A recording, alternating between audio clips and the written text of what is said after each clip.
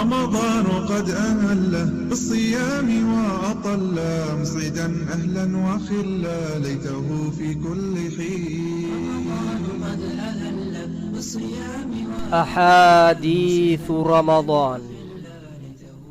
waa barnaamij aynu ku soo qaadan doonno qaar ka mid a axaadiidta nebiga sala allahu calayhi waaalihi wasalama ee uu uga hadlay soonka ama ramadaanta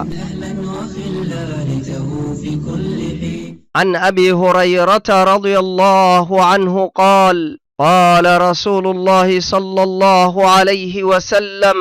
إذا دخل شهر رمضان فتحت أبواب السماء وغلقت أبواب جهنم وسلسلة الشياطين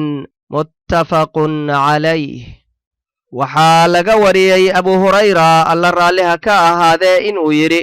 wuxuu yidhi rasuulkii alleh sala allahu calayhi wasalam hadduu ramadaanka bishiisu soo galo waxaa la furfuraa albaabada samada waxaa la xirxiraa albaabada jahannamo waxaana la silsiladeeyaa shayaadiinta bukhaari iyo muslim ayaa soo saaray albaabada samada waxaa loo furfurayaa waa raxamaadka awgood ama albaabada jannada sida nusuus kaleba ay tilmaantay. رمضان قد أهله بالصيام وأطل مسعدا أهلا وخلا ليته في كل حين.